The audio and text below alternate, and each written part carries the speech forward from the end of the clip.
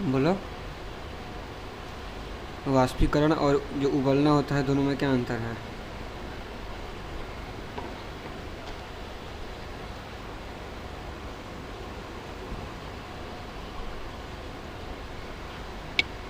हम्म, कल देखे थे लोग ना।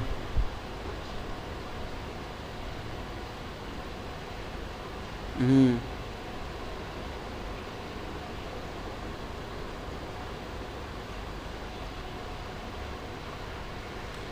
गैस उसमें भी बनता है, इसमें भी बनता है। बात मेन ये है कि वाष्पीकरण हर टेम्परेचर पर होता है, हर समय। लेकिन उबलने के लिए एक फिक्स टेम्परेचर चाहिए। जैसे कि पानी को उबलता कितने डिग्री सेल्सियस पे है? 100 डिग्री सेल्सियस पे। लेकिन गैस कितना डिग्री, लेकिन वाष्पीकृत कितना डिग्री सेल्सियस पे होता है? तो कभी भी हो सकता है, हर समय वाष्पीकृत होता है। अपना कपड़ा सूख जाता है तो कपड़ा उस समय भी गैस बनता है, लेकिन क्या उस समय 100 डिग्री सेल्सियस रहता है? तो नहीं रहता है। ठीक है ना? हाँ, तो ये चीज़ होता है। देखो लोग इधर, तो वही हम लोग यहाँ पे पढ़े थे वाष्पीकरण के बारे में, कि वाष्पीकरण जो होता है कि पदार्थ को अवस्था बदलने के लिए सदैव ऊष्मा या दाब देना आवश्यक है। ये तो ठीक है, उतना है, लेकिन इतना ज़्यादा भी देना जरूरी नहीं है जितना। वाष्पीकरण का कारण क्या क्या होता है, क्यों वाष्पीकरण होता है?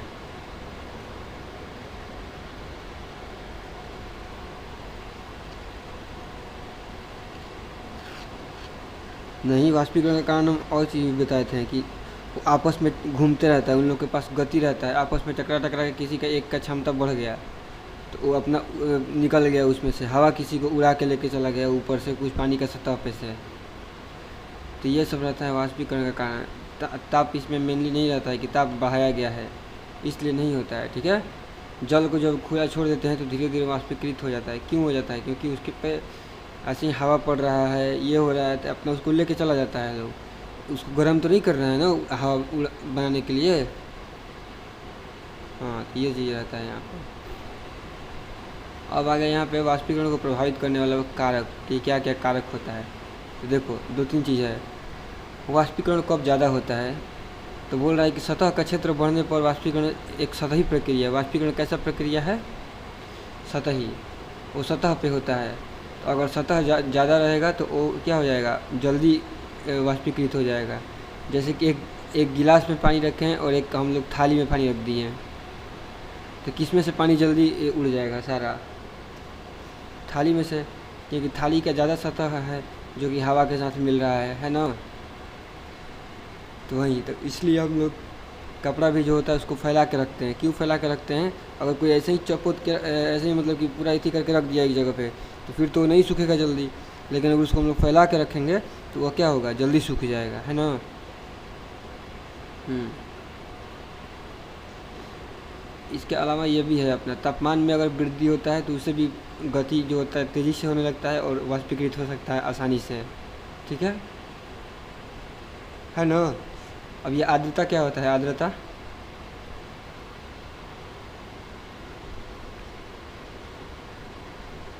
हवा में पानी की मात्रा, तो वही बात है। तो आर्द्रता में कमी, वायु में विद्यमान जल वाष्प की मात्रा को आर्द्रता कहते हैं, वही ना।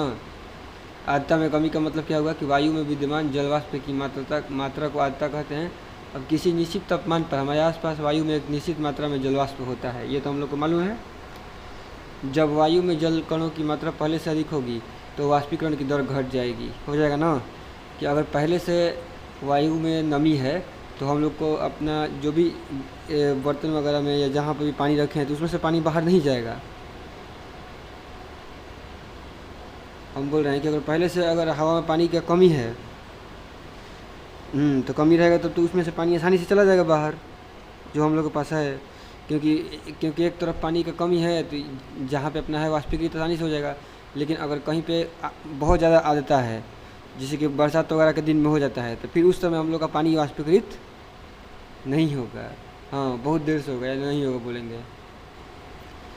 अब अगला है कि वायु की गति में वृद्धि से हम जानते हैं कि ये भी है अपना, कि अगर वायु तेज़ गति से चल रहा है तो जल्दी जल्दी सूखता है कि नहीं। तो ये भी चीज़ है। ये सब वाष्पीकरण को प्रभावित करने वाले कारक है। हाँ, डायरेक्ट इसको उड़ा के लेके आता है। ठीक है। हम्म। अब यहाँ पे एक चीज़ है हम लोग को कि वाष्पीकरण के कारण शीतलता कैसे मिलता है। ये चीज़ है ना, हम लोग वाष्पीकरण का यूज़ करते हैं हर समय, हम लोग का शरीर भी यूज करता है वाष्पीकरण का। उसके अलावा हम लोग अपना जो मिट्टी का बर्तन होता है उसमें भी वाष्पीकरण का यूज करके हम लोग अपना पानी का ठंडा करते हैं, ठीक है। हाँ, घड़ा में ये सब जो है वाष्पीकरण के द्वारा ही होता है।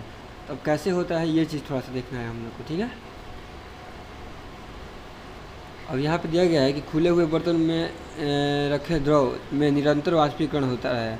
वाष्पीकरण के दौरान कम हुई ऊर्जा को पुनः प्राप्त करने के लिए द्रव के कण अपने आसपास से ऊर्जा अवशोषित कर लेते हैं, ठीक है।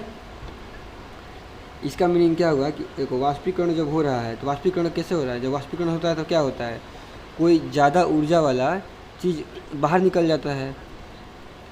पानी थोड़ा सा जिसमें ज़्यादा ऊर्जा है वो बाहर निकल गया, तो इससे क्या होगा कि फिर जो अगल बगल जो है पानी वगैरह का कण वो अपना ऊर्जा अवशोषित करेगा अगल बगल से। इससे फिर क्या हो जाता है कि गर्मी अवशोषित कर लेता है और ठंडा देता है। बात समझ में आया। वही यहाँ पे बोल रहा है कि खुले हुए बर्तन या द्रव में वाष्पीकरण होता है। वाष्पीकरण के दौरान कम हुई ऊर्जा, मतलब कि वाष्पीकरण जब होता है तो ऊर्जा में कम होता है, और उस ऊर्जा को पुनः प्राप्त करने के लिए द्रव के कण आसपास से ऊर्जा लेते हैं। और जब आसपास से ऊर्जा लेता है तो वहीं जब ऊर्जा का कमी होता है तो ठंडा महसूस होता है, कहीं भी ऊर्जा रहता है तो गर्मी देता है, ठीक है। इसमें डाउट है तो बताओ हमको। और वहीं जो ऊर्जा है अगर अवशोषित हो जाता है तो उसी की वजह से हम लोग को क्या मिलता है, शीतलता मिलता है, जब ऊर्जा अवशोषित हो जाता है तो, ठीक है। हाँ, अब देखने लोग यहाँ पे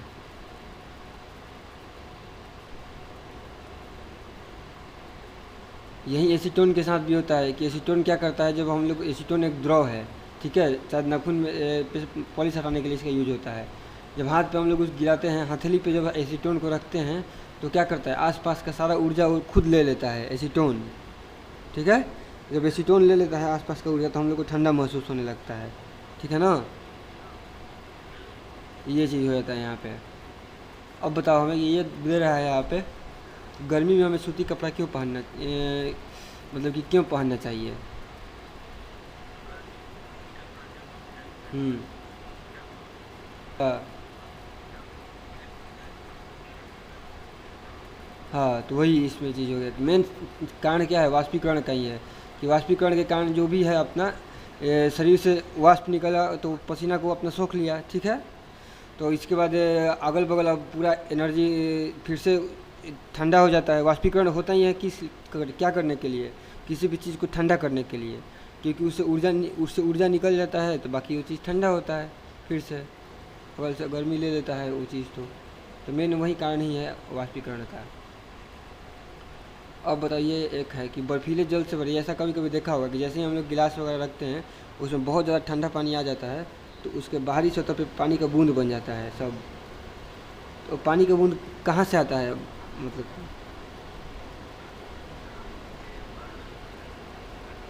हम्म। हम्म। हम्म। पानी बन जाता है नहीं, होता क्या है कि हवा में पता चला अभी कि हम लोग का आर्द्रता तो रहता ही है। हवा में आर्द्रता का मतलब क्या हुआ कि हवा में पानी का कुछ कुछ बूंद रहता है, वो तैरते रहता है। तो जब ठंडा पानी रखते हैं तो वो क्या करता है, जैसे कि एक गिलास में हम ठंडा पानी रखे हैं, ठीक है, तो ये क्या करेगा कि अगल बगल जितना भी हवा में पानी का बूंद है उन सबको भी ठंडा कर देता है। और जब भी कोई चीज़ ठंडा होता है, जैसे कि पानी का बूंद ठंडा होगा तो वो वाष्प से किस चीज़ में परिवर्तित हो जाएगा, द्रव में। तो वही पानी का बूंद बन के बाहर वाला वाष्प जो है पानी का बूंद बन के गिलास पे लगा हुआ मिलता है हम लोग को बाहर बाहर। ऐसा नहीं कि अंदर से पानी बाहर आ जाता है, ठीक है ना। तो ये चीज़ होता है कि बाहर में जो वायु में आर्द्रता है उसके से पानी आ जाता है इधर, ठीक है।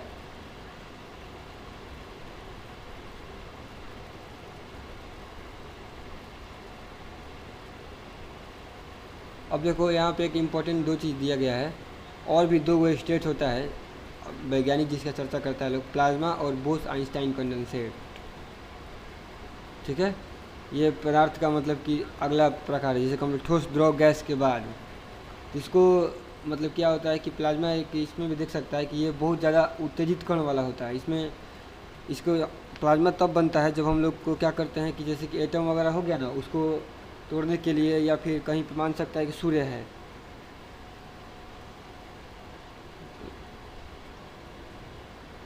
विकास सो गया था। Good morning. चलो देखो कि ये प्लाज्मा जो होता है वो क्या होता है कि जैसे कि हम लोग सूर्य होता है तो सूर्य में टेम्परेचर क्या रहता है, बहुत ज़्यादा रहता है। सूर्य में देखो, सूर्य एक प्रकार से गोला है ना आग का, तो उसमें टेम्परेचर कहाँ पे ज़्यादा रहेगा, सबसे बाहरी सतह पे कि उसके सबसे भीतरी सतह पे? भीतरी, हाँ भीतरी सतह पे। ऐसा होता है कि सूर्य के बाहरी सतह पे बता रहे हैं हम।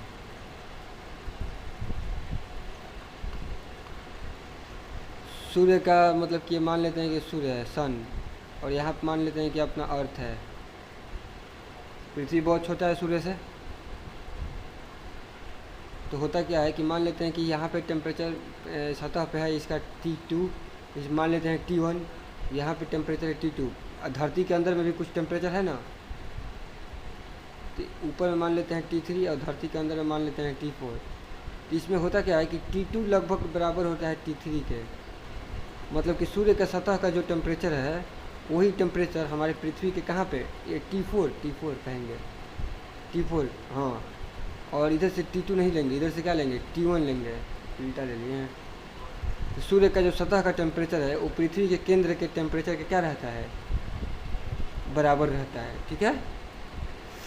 और अंदर में टेम्परेचर जो T2 है वो तो बहुत हाई रहता है। यहीं पे हम लोग का क्या होता है कि नाभिकीय संलयन होता है, और सूर्य में ऊर्जा पैदा होता है किसके द्वारा, नाभिकीय संलयन के द्वारा। हाइड्रोजन गैस मिलके हीलियम बनता है, तो उससे ऊर्जा पैदा होता है, इतना याद रखना लोग, ठीक है ना।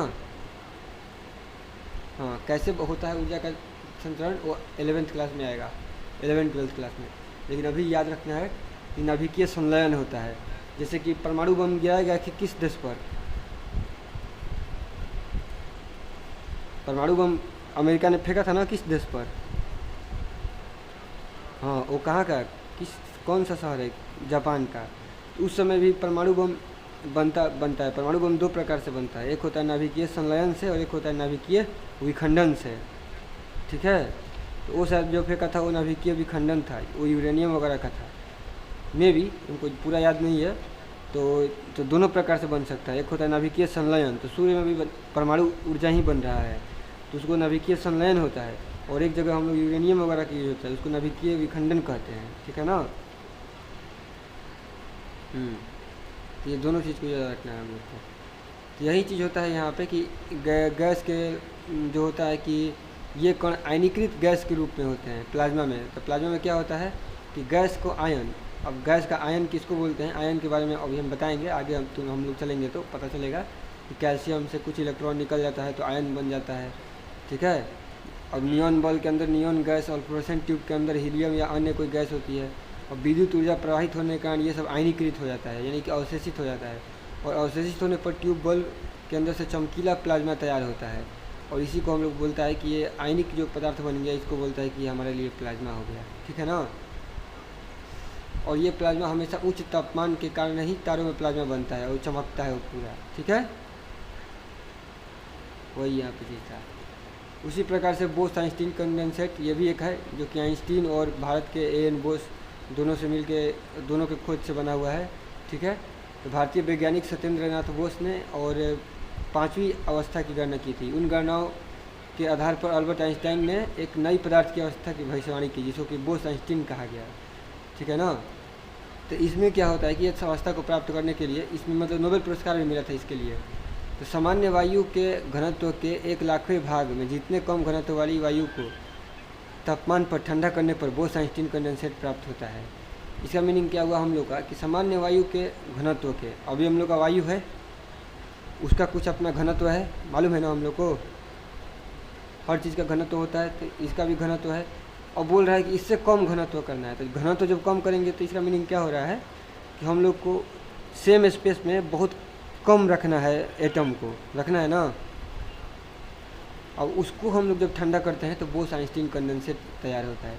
ये ज़्यादा बस उतना इम्पोर्टेंट नहीं है, ये ऐसे ही थोड़ा सा इन्फॉर्मेशन के लिए दिया गया है कि अपना याद रखना है कि ये भी नया नया पदार्थ का भौतिक अवस्था खोज हो रहा है। लेकिन हम लोग के लिए इम्पोर्टेंट क्या था, ठोस, द्रव और गैस, ये तीनों इम्पोर्टेंट था अपने लिए। चलो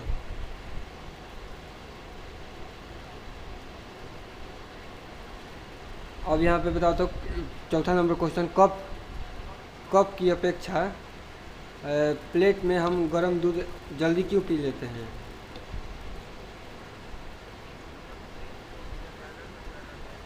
जल्दी ठंडा होता है तो हम जल्दी पी लेंगे, सही बात।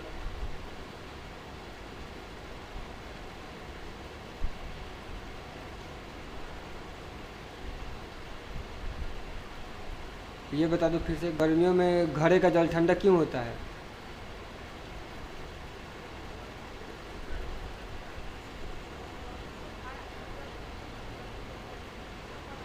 हाँ, तो मिट्टी का बना होता है तो क्या होता है?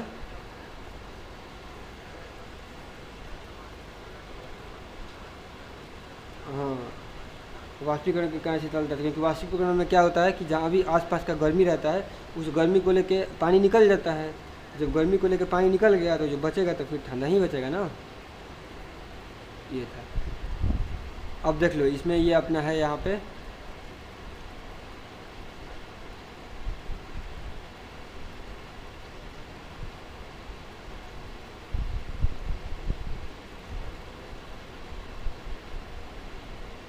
देखो जो क्वथनांक होता है, जो उबलना होता है वो पूरे द्रव में होता है, लेकिन वाष्पीकरण सिर्फ कहाँ पर होता है, सतह पर होता है। हाँ, वाष्पीकरण के कारक देखो यहाँ पूरा दिया गया है, सतही क्षेत्रफल, इसके बाद तापमान, आर्द्रता, वायु की गति, ये सब। और वाष्पीकरण से हमेशा ठंडा उत्पन्न होता है, ये भी हम लोग को मालूम हो गया है।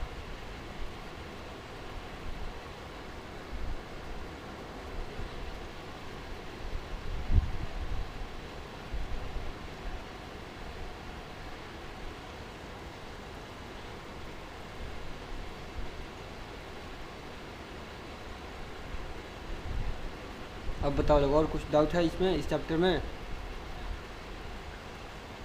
नहीं ना, सिंपल सा चैप्टर था, ठीक है ना। कि ये कुछ उतना भारी चैप्टर नहीं था, आसान चैप्टर था।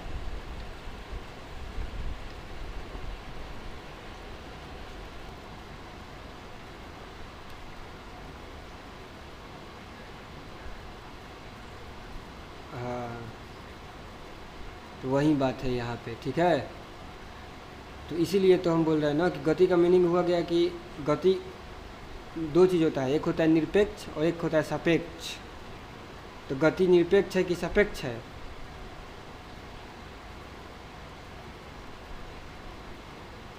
निरपेक्ष नहीं है, उसको सापेक्ष बोलेंगे लोग। अभी बताते हैं, आगे पता चलेगा हम लोग को, क्योंकि हम लोग एक दूसरे के रिस्पेक्ट में देखते हैं सापेक्ष में, ऐसा नहीं कि निरपेक्ष बोल देंगे, ठीक है ना। हाँ, ये चीज़ होता है।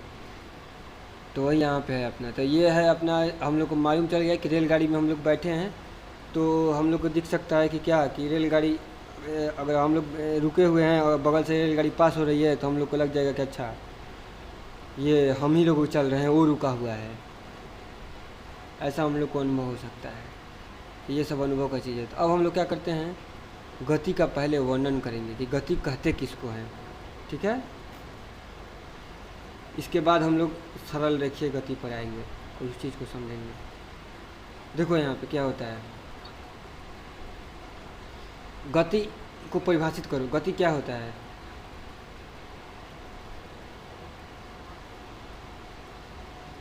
नहीं, वस्तु के स्थिति के साथ समय में परिवर्तन नहीं, समय के साथ वस्तु की स्थिति में परिवर्तन, उल्टा नहीं बोलना है। हाँ, अब यहाँ पे दो चीज़ हो गया कि वस्तु का जब स्थिति में परिवर्तन होता है समय के साथ तो उसको बोलते हैं कि वो गति में है। अब ये कैसे पता चलेगा कि उसका स्थिति में परिवर्तन हो रहा है, ये कैसे पता चलेगा, ये बताओ लोग। हाँ,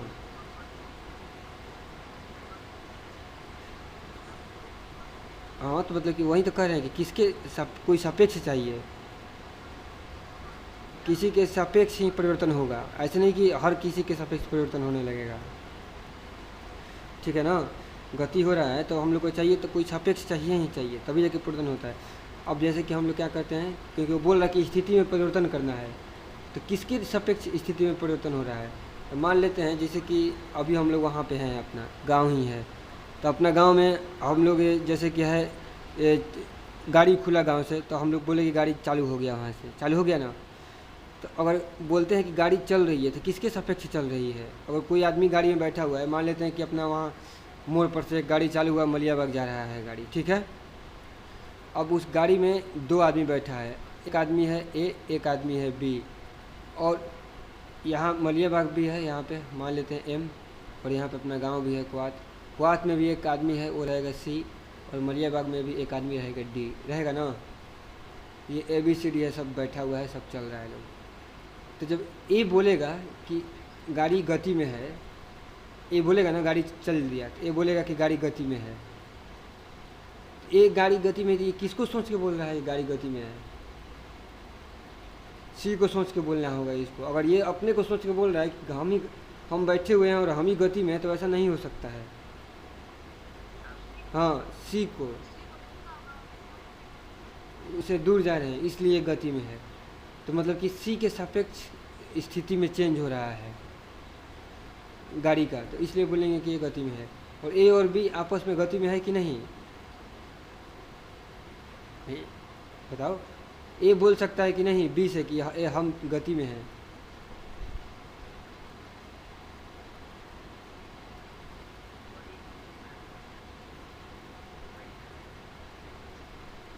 नहीं, मतलब हम बोल रहे हैं ए और बी, ए के साथ ए का स्पीड क्या होगा।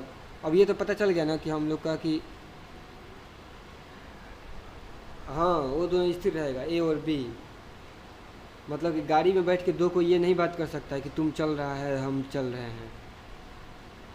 चलने का बात किससे हो सकता था, सी के साथ ए का, या ए चाहे डी के साथ बात हो सकता था। ए और बी आपस में बैठ के चलने का बात नहीं कर सकता है। समझ में आ रहा है ना। ये चीज़ था यहाँ पे कि ये सापेक्ष होता है। तो इसीलिए अब हम लोग क्या करते हैं कि स्थिति को चेक करने के लिए एक पॉइंट, अब हम लोग यहाँ पे पॉइंट बनाए, अपने गांव को मूल बिंदु मान लिए एक बात को कि ये मूल बिंदु है, और मूल बिंदु से दूरी बढ़ रहा है। तो दूरी बढ़ रहा है मतलब स्थिति बदल रहा है, तो हम लोग बोले कि ये जो गाड़ी है वो गति में है ना। तो ये चीज़ है यहाँ पे, जैसे कि देखो यहाँ पे दिया गया है कि किसी वस्तु की स्थिति को निर्धारित करने के लिए एक निर्देश बिंदु लगाना पड़ेगा हम लोग को। बिना निर्देश बिंदु के हम लोग स्थिति नहीं पता कर सकते हैं, ठीक है। जैसे कि एक रोड हो गया, अब रोड है तो रोड एक मान लेते हैं कि सबसे पहले एक सीधा रोड ले लेते हैं। इस रोड पे कुछ अगर गाड़ी चल रहा है तो एक बिंदु हम लोग को बनाना पड़ेगा, मूल बिंदु, जिसको ओरिजिन बोलेंगे। अब डिफरेंट टाइम पे चेक करेंगे कि इस टाइम पे गाड़ी हो जाएगी। संख्या रेखा ही है एक प्रकार से समझो, लेकिन इसको हम लोग रोड बना दिए संख्या रेखा को, ठीक है। अगर मान लेते हैं कि t = 0 पे गाड़ी 2 पे है, ऐसे लिखते हैं, यहाँ पे टाइम लिखते हैं, यहाँ पे पोजीशन लिखते हैं, ठीक है। t = 0 पे गाड़ी 2 पे है, t = 1 पे भी गाड़ी 2 पे है, t = 2 पे भी गाड़ी 2 ही पर है। इसका मतलब गाड़ी क्या है, स्थिर है, वहीं पे रुका हुआ है, 2 पर ही रुका हुआ है। इसका पोजीशन ए के रिस्पेक्ट में चेंज हो ही नहीं रहा है स्थिति, मतलब इसमें गति नहीं है, ठीक है। वहीं अगर ऐसा सिचुएशन हो जाता है कि 0 पे 2 पे था, 1 पे 3 पे हो गया, 2 पे 4 पे चला गया, इसका मतलब क्या होगा कि उसमें स्थिति में परिवर्तन हो रहा है, इसमें बोलेंगे कि गति में है, ठीक है। तो आइए हम इसे एक उदाहरण द्वारा समझते हैं कि स्कूल रेलवे स्टेशन से 2 किलोमीटर उत्तर दिशा में है। अब बताओ कॉपी में क्या होता है कि ऊपर में क्या होता है, ऊपरी दिशा में क्या होता है, उत्तर होता है, नीचे में होता है साउथ, इधर क्या होता है, इस तरफ ईस्ट, इधर होता है वेस्ट, होता है ना। तो बोल रहा है कि माना कि गांव में एक स्कूल जो है रेलवे स्टेशन से 2 किलोमीटर उत्तर दिशा में है। तो रेलवे स्टेशन से उत्तर दिशा में है, तो यहाँ पे अगर रेलवे स्टेशन है, इसके उत्तर दिशा में 2 किलोमीटर जाना पड़ेगा, तो हमको क्या मिलेगा, स्कूल मिलेगा। रेलवे स्टेशन से उत्तर दिशा में है, तो हमने स्कूल की स्थिति को निर्धारित करने के लिए एक क्या लिए, सापेक्ष बिंदु लिया। लिया कि नहीं, और उस अपेक्ष स्टेशन को।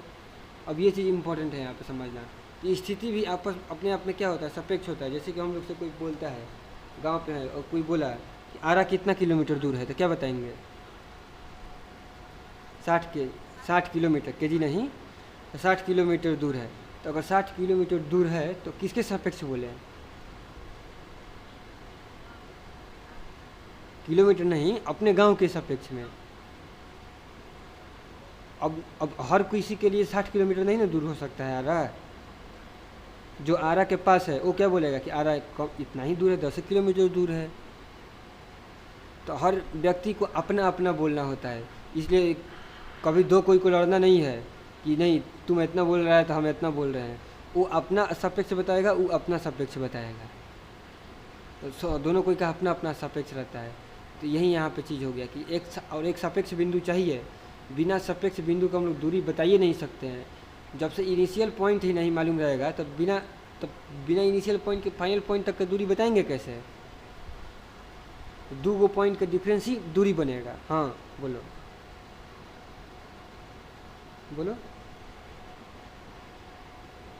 कुछ डाउट है? ठीक है, तो हम दूसरे निर्देश बिंदुओं को भी अपनी सुविधा अनुसार चयन कर सकते हैं। इसलिए किसी वस्तु की स्थिति को बताने के लिए हमें निर्देश बिंदु की आवश्यकता होती है, जिसे कि मूल बिंदु कहा जाता है। जब हम लोग को आरा को बताना हुआ तो हम लोग का मूल बिंदु क्या बन गया? हम लोग का अपना गांव बन गया। ठीक है, तो ये चीज़ हो गया यहाँ पे। अब चलते हैं हम लोग अपना सरल रेखीय गति में कि सरल रेखीय गति क्या होता है। अब गति जरूरी नहीं है कि हमेशा सरल रेखीय हो। हम लोग को जब चलना होता है तो रोड कभी कभी तक सीधा रहता है, सीधा होने के बाद मुड़ जाता है। जब मुड़ जाता है तो उसको नहीं बोलेंगे कि सरल रेखीय गति, ठीक है ना। जो सीधा होता है उसी को बोलते हैं सरल रेखीय गति, ठीक है। हाँ, उसको बोलते हैं सरल रेखीय गति। एक सीधा रेखा में गति करता है। तो अब हम लोग वही सरल रेखीय गति के बारे में यहाँ पे ध्यान देते हैं और देखते हैं कि क्या होता है सरल रेखीय गति में। तो गति का सबसे साधारण प्रकार जो है वो है अपना सरल रेखीय गति। तब इसमें जो होता है दो प्रकार का चीज़ आता है जिसको हम लोग यहाँ पे देखने की कोशिश करते हैं। बताओ, एक होता है दूरी और एक होता है विस्थापन। मालूम है ना? ठीक है, बताओ पहले दूरी विस्थापन में क्या क्या अंतर होता है? बताओ।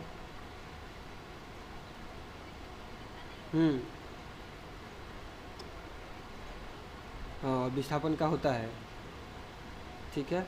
और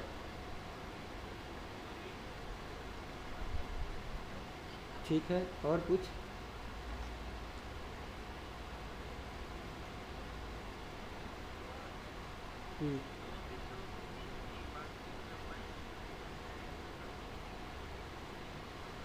विस्थापन करते हैं, हाँ ये सही है, ठीक है। तो ये अपना चीज़ था यहाँ पे। अब मान के चलते हैं यहाँ पे, तब तो ये कैलकुलेट करने आता होगा हमको, जहाँ तक लगता है तुम लोगों को, कि अगर ये मान लेते हैं कि एक गाड़ी है, वो स्टार्ट हो रहा है सी से। क्वेश्चन बोल रहे हैं, ध्यान से देखना लोग, काफ़ी पे लिख लेना। सी से चालू हुआ, वो ए पर गया और ए से वापस बी पर आ गया और रुक गया। तो तुम लोग को बताना है कि दूरी कितना तय किया गाड़ी और विस्थापन कितना होगा।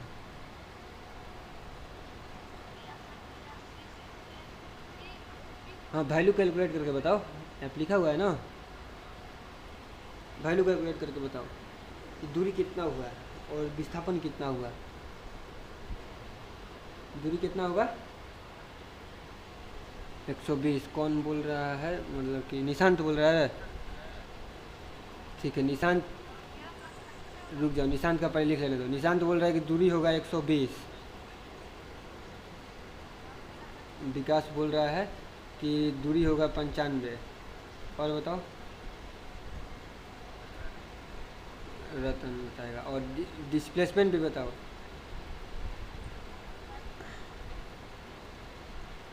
इसको डिस्टेंस बोल दिए और डिस्प्लेसमेंट, ये दोनों नाम तो सेम ही रह रहा है।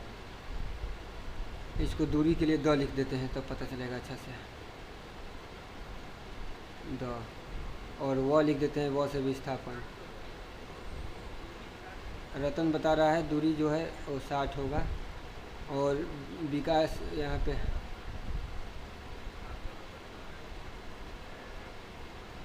विस्थापन होगा 10। और तुम लोग भी अपना अपना देख लो लोग, तुम लोग का सही है आंसर अपना। यहाँ पे ये कौन कौन बोल रहा था, ये निशांत तुम्हारा विस्थापन कितना था?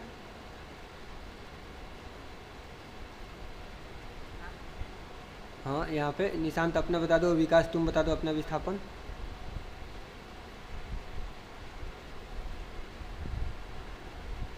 10 हो। हाँ पहले कोई 35 भी बोला था, ठीक है 10 होगा। अब देखो लोग यहाँ पर ये सी था, तो सी से हम लोग ए पर गए। तो सी से जब ए पर गए तो कुछ दूरी तय हुआ, कितना दूरी तय हुआ? 60 हो गया तय, 60 हो गया तय। 60 नहीं हुआ, सी से ना ए पे जा रहा है। हाँ तो वो तो पहले से 25 पर था, तो 25 पे तो हम तो उससे मतलब नहीं है, हम तो इसके बारे में कुछ बोले ही नहीं, तो इसको तो ख़त्म हो गया।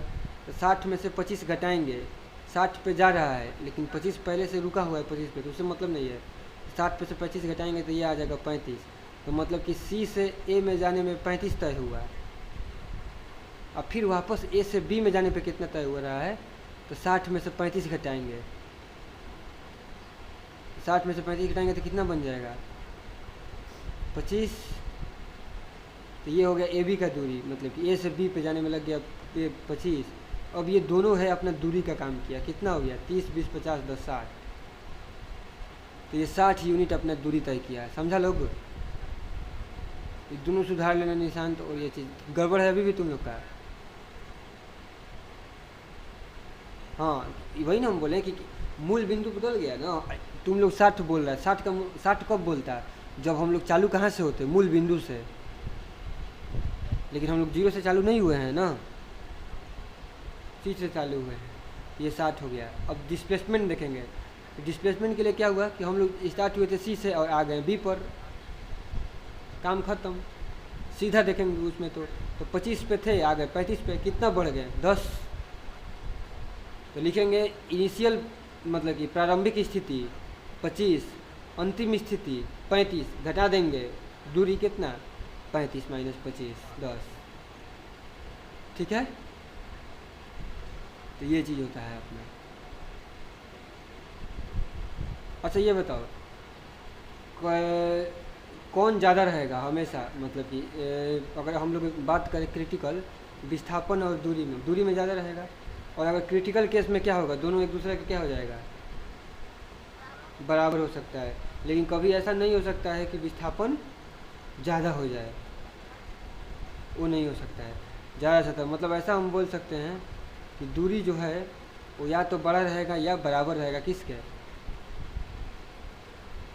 विस्थापन के। यही हो सकता है। हाँ तो ये कंडीशन को याद रखना है हम लोग को।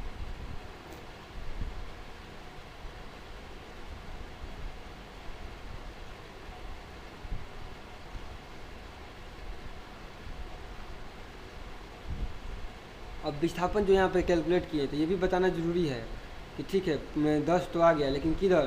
तो बताएंगे हम लोग कि 10 जो यूनिट आया है 10 यूनिट किस दिशा में? तो सी से बता देंगे, सी से पूरब की ओर बता देंगे, चाहे प्लस की ओर। ठीक है, तो ऐसा हम लोग इसको बता देंगे।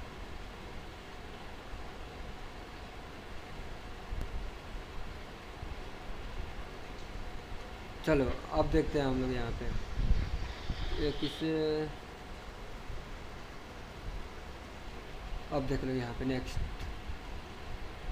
अब है हम लोग के पास एक समान गति और असमान गति। ठीक है, ये बताओ एक समान गति असमान गति, अभी तुम भी लोग बता दो, फिर इसके बारे में हम अब कल बताएंगे। बताओ एक समान गति असमान गति किसको किसको बोलते हैं?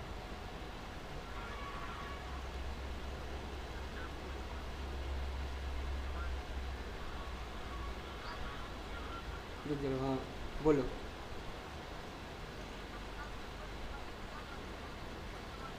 हाँ, और एक समान चाल का मीनिंग क्या हुआ? हम्म, हाँ वहाँ भी चल रही है, स्पीड चेंज नहीं हो रहा है तो बोलेंगे कि एक समान गति है। और अगर स्पीड चेंज हो रहा है तो बोलेंगे कि एक समान गति नहीं है, असमान गति है। यही ना? चलो। ठीक है। और इसके बारे में और थोड़ा सा हम लोग डिटेल पढ़ेंगे, एक समान गति और समान गति का, लेकिन अब उसको हम लोग कल पढ़ाया जाएगा, ठीक है। तो अभी अब जितना बताएं इसको और अपना आगे का इसको ध्यान से देखना लोग। अब इसमें विस्थापन का यूनिट क्या था अपना, यूनिट, हाँ इकाई, विस्थापन या दूरी का इकाई, और मीटर भी हो जाएगा, और किलोमीटर, मीटर, सेंटीमीटर सब हो जाएगा। जितना भी दूरी का इकाई है, दूरी का इकाई याद रखेंगे हम लोग कि क्या होता है। जिस चीज़ जितना से दूरी नाप सकते हैं वो सब से दूरी भी नाप सकते हैं। मीटर, फीट, इसके बाद इंच, तो सब चीज़ दूरी का यूनिट हो जाएगा विस्थापन का। और हाँ बोलो, हाँ गज भी हो जाएगा, वो भी हो जाएगा। अब यहाँ पे देखो तो दिया गया है कि एक वस्तु द्वारा तय की गई, एक वस्तु द्वारा कुछ दूरी तय की गई, क्या इसका विस्थापन शून्य हो सकता है? हाँ, कब होगा?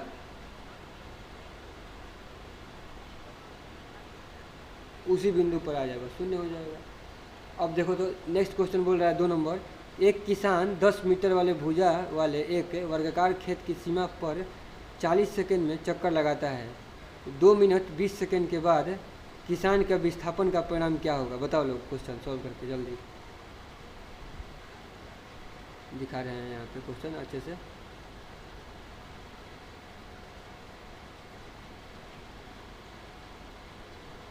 देखो ये 2 नंबर क्वेश्चन सॉल्व करो।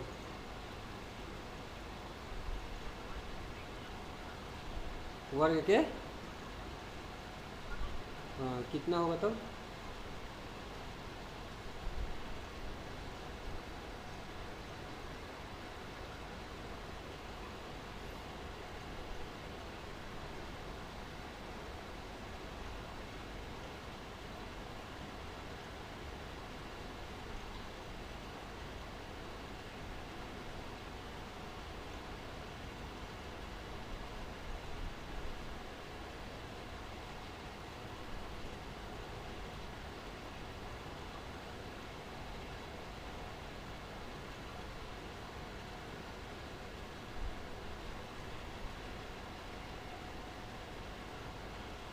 बताओ लोग, वर्ग का विकर्ण कितना होगा?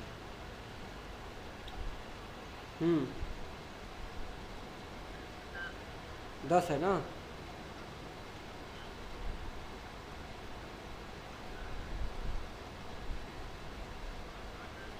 हाँ 10 2 हो जाएगा, सिंपल। अरे यही तो करना है, समकोण त्रिभुज दिया गया है, विकर्ण निकालना है। ये 100, ये 10 का स्क्वायर 100 200 हो जाएगा ना। और जब 200 हो जाएगा तो 2 गुना 100 हो जाएगा, यहाँ से 10 बाहर आ जाएगा, तो 2 बचेगा ना। अब बताओ क्वेश्चन नंबर 3 में विस्थापन के लिए निम्न में से कौन सही है? यह शून्य नहीं हो सकता, सही है कि नहीं? शून्य हो सकता है, गलती है। इसका परिणाम वस्तु द्वारा तय की गई दूरी से अधिक है, ये भी गलती है, ठीक है। कभी भी विस्थापन का परिणाम वस्तु द्वारा तय की गई दूरी से अधिक तो नहीं हो सकता है। हाँ, समान होगा चाहे कम होगा। ओडोमीटर क्या होता है? ओडोमीटर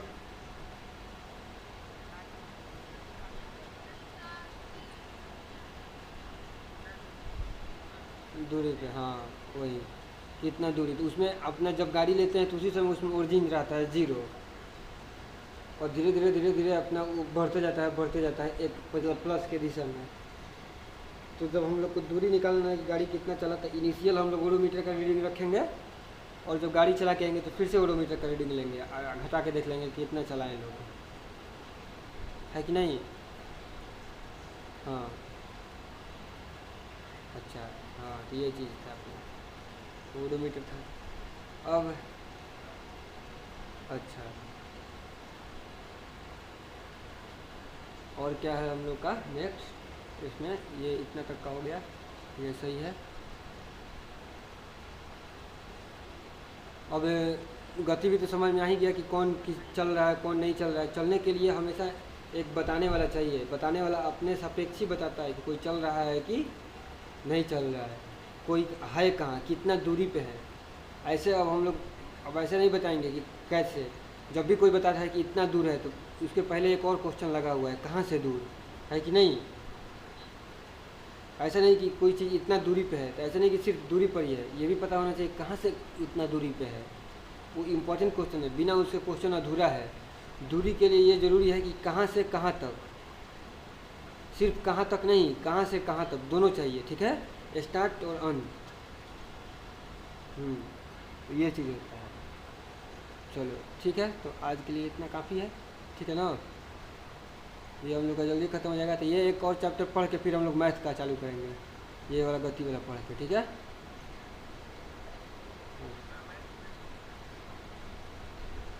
बता देना लोग जो भी तुम लोग, अगर मैथ में तो अगर देखा जाए तो उतना कोई दिक्कत नहीं रहेगा।